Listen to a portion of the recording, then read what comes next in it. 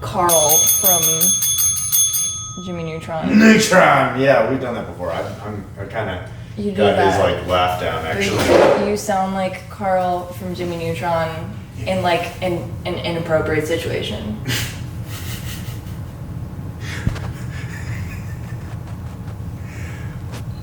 Oh.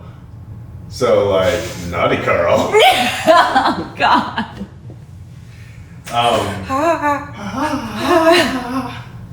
Good morning, everybody. Hey. It's Eugene, And Anne-Marie. and we are sipping on coffees. Believe it or not, I know it's rare. Double fisting. We can't keep Well, doing this. Like, one is full fist, and the other one's half fist.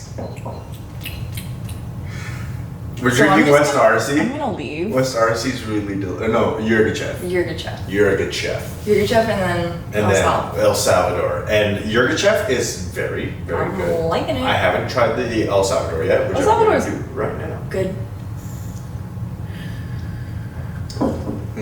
It does have that El Salvadorian flavor, Yeah. but I think Tastes if I had brewed it the way I normally do, it would have been very good. I just like the more really tea-like flavors. I like the way that I make it because it's the best. It's not the best, but it's definitely better than the way you. I'm just kidding. It's the shop recipe. It's the shop recipe. It is the shop recipe. Anyways, per usual, at halfway fully caffeinated, we have 2 coffee questions.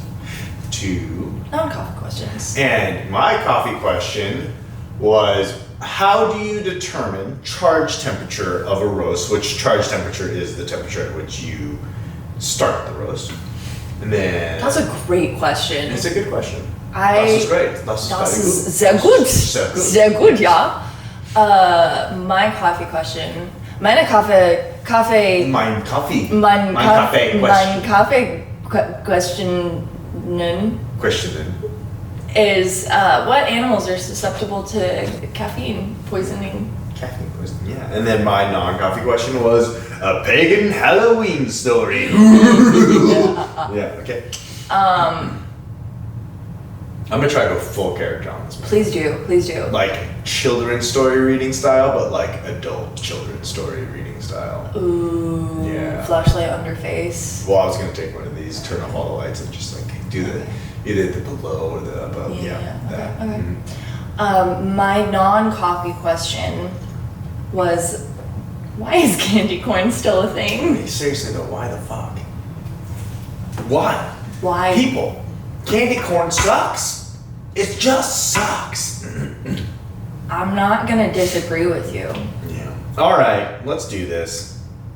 This is how we do. This is how we do. Do you want to start? What do you want to know about first? Do you want to start? Caffeine poison.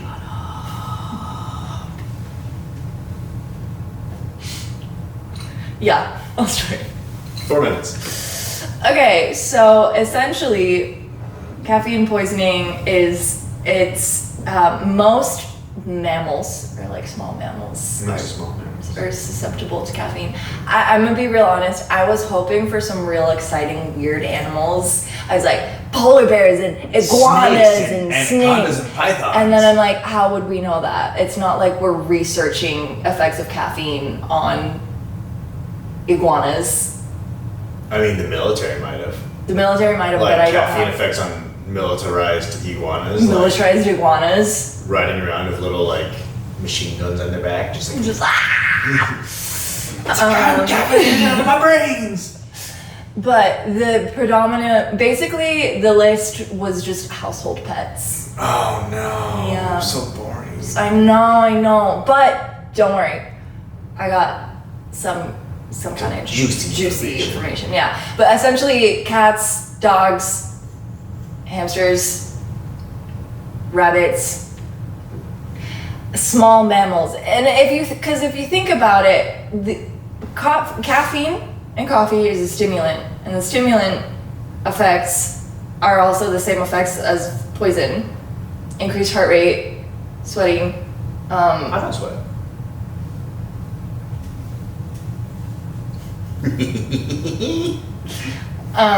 Dry.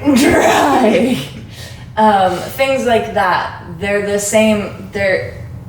So this is a theory that I've heard before, is like the symptoms of caffeine, the benefits that we get from caffeine and coffee are literally just our body reacting to the poison of what caffeine is. And it just makes us feel amazing. Well, we talked about the chemical effects. It's just adenosine blocking receptors. Right? I know. So it's not entirely poison. Yeah, but I want to humans, I guess. It's not humans are toxic to humans. Dogs, yes. You give dog caffeine? No. You say bye, dog. Really? Like if you were to give your dog a can of cold brew. You just murdered a dog. Really? Yeah. Do they know not to drink it? Can you just put it in front? I've never asked. Hey buddy. Hey buddy. You want some? Yeah. However, there are a couple of random animals that are susceptible and do enjoy caffeine. Oh. Well, not enjoy. Well, Till they're dead. yeah. Horses are banned from caffeine in competitions. Oh, so they can use caffeine. Yeah, horses can consume caffeine. I bet it makes them a little aggressive too. Yeah, and I'm like, because I feel like it also has to do with size. Like, cats and dogs are typically smaller than humans, so if they drink a human amount of caffeine, yeah, it's gonna fuck them up, you know? Yeah. But horses, that one other animal, Monkeys. no, nothing about monkeys. What about luwaks? Luwaks, they can't, they just shit it right out. It's poisonous for them because the economy ends up caging Yeah. them and then, and enslaving them. Bees' favorite honey or favorite nectar is caffeinated nectar. Really? Yeah. So they're like, I can work better with this. Yeah, bees love. I cannot wait for a coffee farm for the honey farm with the coffee farm in Costa Rica. There's a honey farm at the coffee farm. There will be, now that I know this, that bees like honey, caffeinated Yeah. honey. Well, there you go, caffeine. And then there was one other animal. Anteater. That's my impression of an anteater. You might need to elongate that by I don't know, 4 feet? Nah. How long are anteater tongues anyway? Not 4 feet.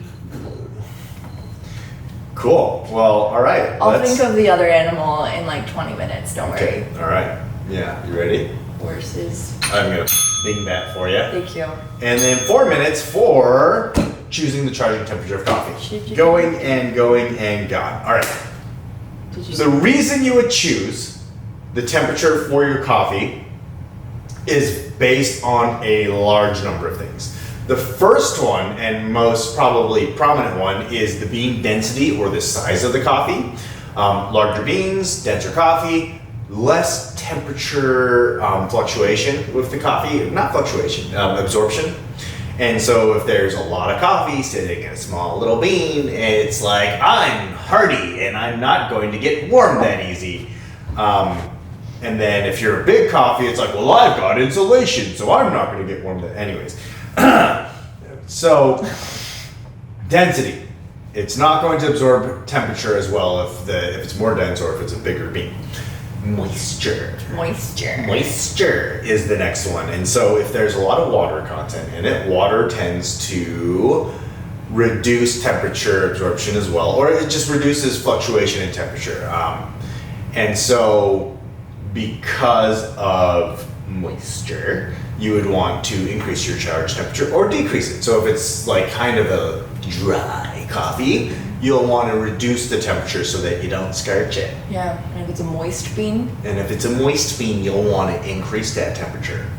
Turn it up. And another consideration, this one's not really a factor of the bean, but it is a factor of the human being, which is your roasting preference. Are you planning on doing a darker roast? Or are you planning on doing a lighter roast? Usually darker roast, you want to go a little bit light or lower on the temperature because you're going to be elongating the process and you want control of the heat. If you're a lighter roast, you're going to want it high and then it goes down and you're going to go fast. Other things, I cannot remember, there was 2 other things here. The roaster type, actually. Quite a Chickens! Chickens. Chickens are the caffeine thing. Yes! They love caffeine? Yeah. No. We'll get to that. Okay. So the roaster type. So as we have here with the Diedrich is very large and can take in a lot of heat.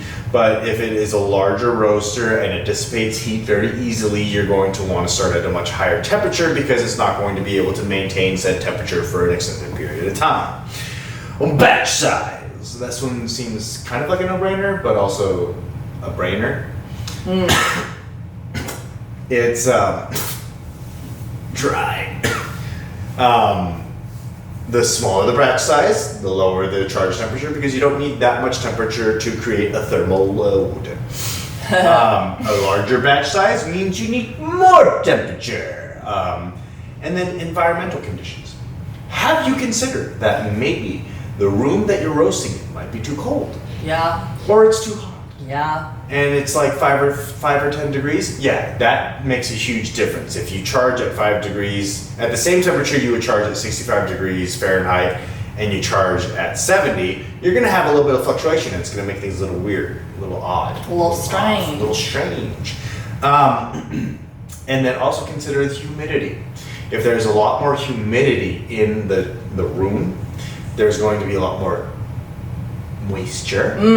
And the more moisture, as we've talked about, the less thermal conductivity. Is that the right word? Sure. Ask Mr. Leishman for me. Convection. Conduction. Conduction. It doesn't really matter. Conduction. Boom. That's why you make those decisions. That's why there's those things. Okay. Thank you. Okay. I was thinking about chickens. Okay, tell us about the chickens. What do we have to say? That's all I had to say. The research was like, researchers found that it's beneficial for chickens because of if you look at their feathers, they're fuller. That's where it ended. That's where that research ended. Is that where you ended, or is that where the research ended? Because that sounds like I was reading this. It's like interesting. Connects. No, I was reading an article, and it was just like chickens, and you can tell because of their feathers. Also, bumblebees. Okay. So something to do with their feathers means that it's good for them. Are you ChatGPTing? No. You can go for your next thing. Caffeine What's and yours? What's your thing? Are you embarrassed that I caught you? No, I want to have an answer for after you're done with your 4 minutes. So are you ready? No, what's my 4 minute? What was my question? What am I answering? What's my name again? Candy corn. Candy corn. Ready, go. Okay, so essentially, it's still a thing because it's 36% of Americans think candy corn is gross. 36. Only 36. There's a very loud and very proud 36 of us. There's a very loud and very proud. And the other thing is, it's still a thing because there's also different flavors. Did you know that? I did not know that there were different candy corn flavors. That sounds horrifying. But there's like caramel apple and maple and stuff like that. So there's other flavor options other than corn. What flavor is candy corn? It's corn. Is it just corn? It's wax and corn. Corn wax. But it's also very festive color-wise and decorative. So like Pinterest moms. Stop. Pinterest moms, stop. Stop it. You can make cuter things. 36%? 36%. Only 36% of us 36%, don't like yeah. candy corn. This is bullshit. I know. I don't know when that question was asked, and also I don't know 1967. the percentage of candy corn was invented in the 50s. Did you know that? In the 50s. It's been around since the 50s. How? How did they figure it out? They went corn. How do we make Halloween more corny? Oh, they look like corn kernels. But they're orange. So candy corn's not actually supposed to be like triangle up. It's supposed to be upside down. Yeah. Wow, it all makes a lot more sense to me right now. Why is it called candy corn? Because it's corn-shaped candy. Wow, America, you did that. Where did candy corn come from? I should have researched. You said it in the 1950s. No, but like, is it in like Iowa? Is candy corn from Iowa? You know, or was it some, or wait, what's Nebraska? Oh God. You were so wrong. I know. I'm like, it's either that or like New York City. It was created by George Renninger, an employee of Wonderly Candy Company in the 1880s. Wow, I was so wrong. And it was originally called chicken feed because corn was primarily used to feed livestock, and the treat was designed to resemble corn kernels. Yeah. Okay. And then the Golitz Confectionery Company, now Jelly Belly, later popularized the candy corn, starting mass production around 1900. Rural agriculture companies, where though? Pennsylvania. Of course. You fucking nerds. I don't know much about Pennsylvania, I'm not gonna lie. Other than there's the Pennsylvania Dutch. And the Amish. Right? All I know about Pennsylvania is the Pennsylvania Dutch. What the fuck is the Pennsylvania? All I know about that is from that one episode in Friends where Monica's like, I'm Manana, it's Dutch, Pennsylvanian Dutch. When the woman steals her identity and she tracks the woman down and then she ends up becoming friends with her. Did you ever watch Friends? No. Keep going on the candy corn. Candy corn. Dude, I'm really not passionate about candy. The Wonderly Candy Company, talk about them, I guess. Wonderly Candy. It's like Willy Wonka, but like Willy Farmer. Yeah. Corn. Somebody in Pennsylvania woke up one day and went, you know what kind of candy I want? Corn. Candy corn. Do you think it's because it's sweet? Like sweet corn? Was it originally supposed to taste like corn? Yeah. Sweet corn. Sweet candy corn by Sweet. the Wonderly Candy Company. So it was originally created in Philadelphia, the city of brotherly love, by that dude George Renninger, and then it was popularized in the Golitz Confectionery Company, which is in Illinois. So the Midwest. But is it? We have a lot to blame on the Midwest. Is it corn flavored? Is it corn flavored? Or is it just corn shaped? It's corn syrup flavored. Corn syrup flavored? Oh shit. It's not candy, not corn flavored. Yeah. It actually has a sweet, sugary flavor, often described as vanilla and marshmallow and caramel. Okay, so it's just candy corn flavor. It's just sugar and corn syrup. It's just sugar. It's just kind of not quite crunchy, crumbly. I haven't had candy corn in so long. It's like beeswax. Yeah, it's like kind of crumbly, but not crumbly, but sticky, but chewy. Anyway. Chewbacca. Anyway, I'm done talking about candy corn now. Not quite nearly as festive as I was hoping candy corn was gonna be, but hey, you know, this is what we're gonna do. We're gonna festive the shit up in here. For those of you that don't know, my life is spent mostly living in Bulgaria. I thought you were going to say Bulgaria. Bulgaria? My life is spent mostly in Bulgaria.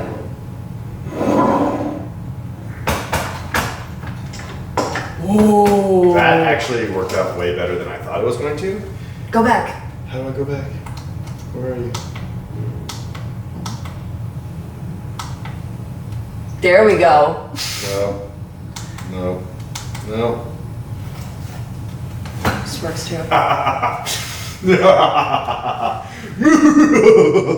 It's just 4 minutes of that. 4 minutes of this. Me just like, God damn it. You press a button. You press a button and something changes. God damn it. Same shit, different day. You ready? No, hold on. Jesus Christ. This is a podcast, my guy.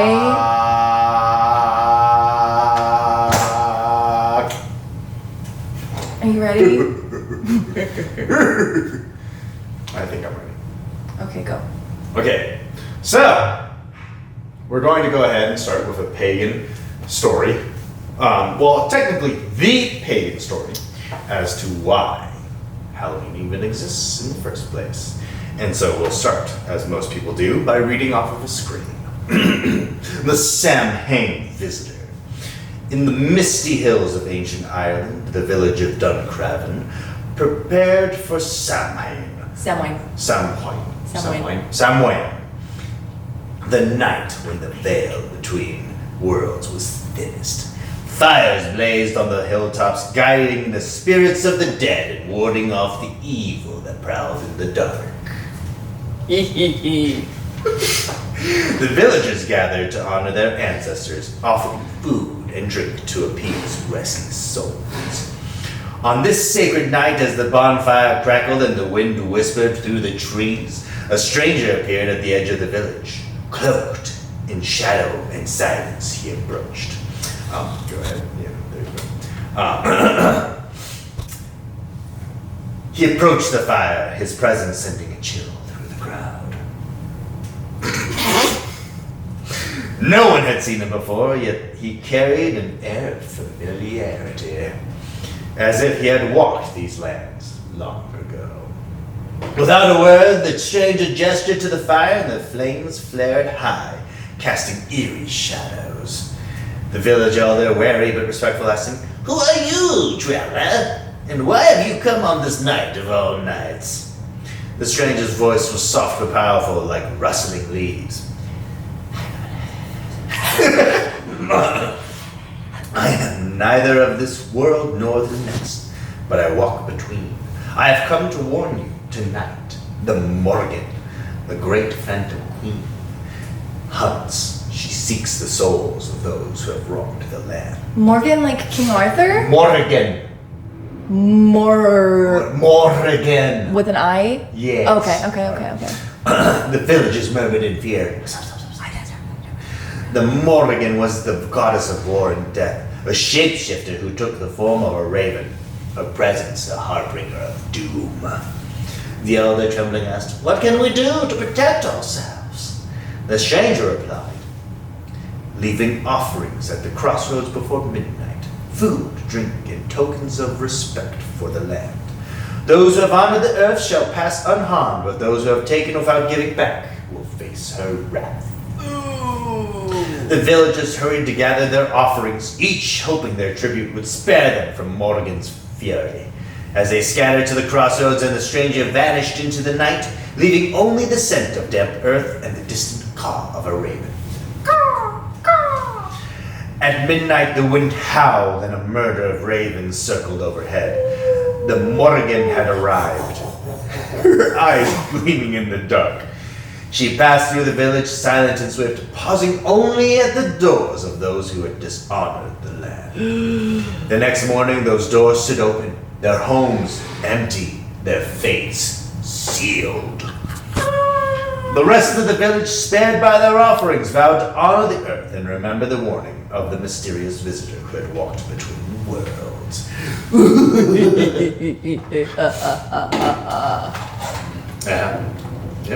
Yeah. So Morgan.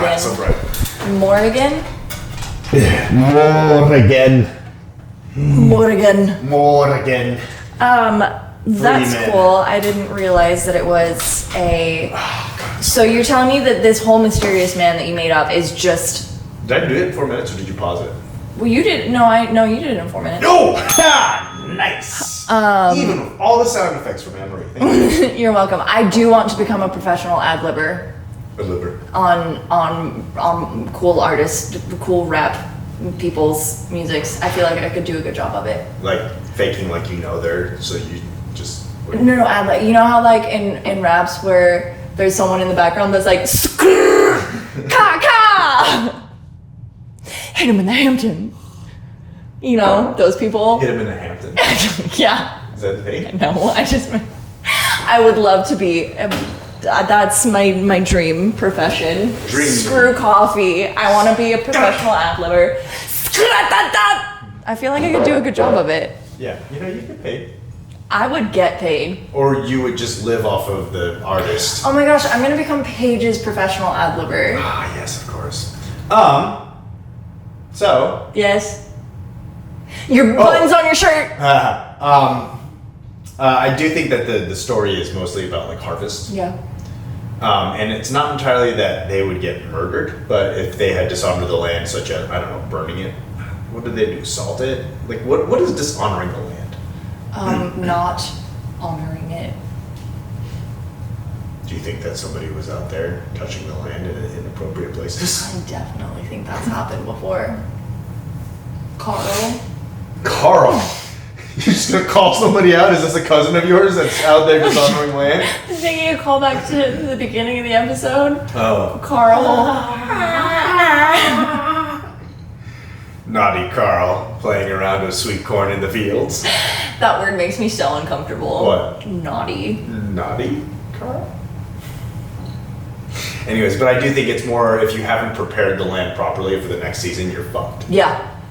Gotta get the nitrates back in the soil. It's mostly about, hey, are you taking care of your land? And it's like, maybe not. Maybe I am. Maybe I'm not. Maybe that's what you should. Oh, well, anyways, Morgan's gonna come get you.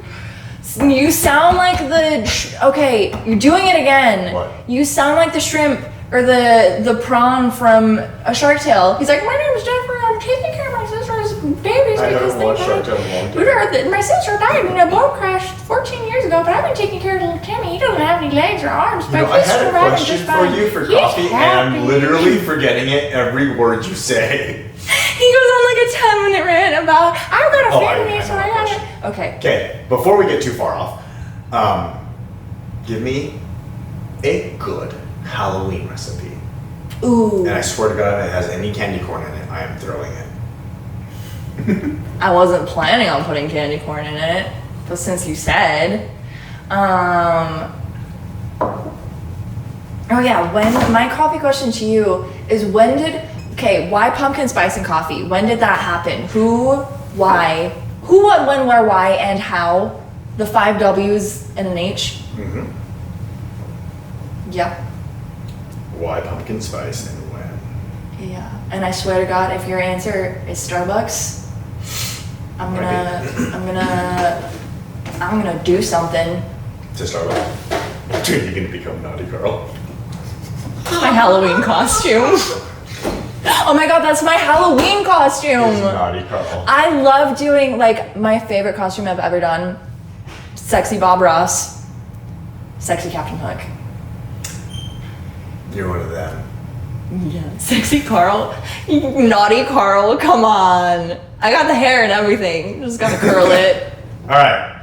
And then our non-coffee question. We've decided we're gonna do a collaborative approach here. Collaborative story time. Go ahead, it was your question, you came up with it. It was absolutely your question, but Yeah, I'm okay. gonna give it to you because you haven't asked one yet. Thank also, you. you have to do the coffee question for me. Oh, you already did the coffee question for me, so. So our non-coffee question is, what is the spookiest story that you have? Spookiest real life occurrence. Spookiest real life occurrence. And it's not just my dad leaving me in the middle of a haunted maze. You know, I know that you just made that up, but I also wouldn't put it's it not past made you. up. It is not made up. I was with my mom, but my dad was there too, and I wanted Dad because Dad is safe, and I started screaming, "Dad, come back!" And then he was just running around in the corn, and he was going in the corn. And then the corn came up, and then it was like, "Rah!" And then he came back, and I was like, "I hate you for doing that. Why would you leave me?" And then like I looked back, and I was like, "You little wussy." But I was less than 10, I think. Then that's mean. Your dad is mean. He was also the person that like you'd be standing at an edge, and he'd like fake push you. I don't like you. That's that. I'm not gonna say. But that's where I learned it. I was like, oh, that's funny. It's like, that's not funny because that ruins people's lives. Anyways, hey, you people. You. Anyone that's there. Anyone. Because we kind of had a hiatus, so I think we had a little drop in viewers and listeners. So anyone that's there still, we're here. If you're out there. And we appreciate you. Thank you. And please don't forget to like, comment, subscribe, and ask us about things. Yeah. talk to us. Yeah, talk to us. Also, if you have somebody that you think would know more information and you think that we should probably bring them in, we should. Yeah. Yeah. Okay. Bye. Bye.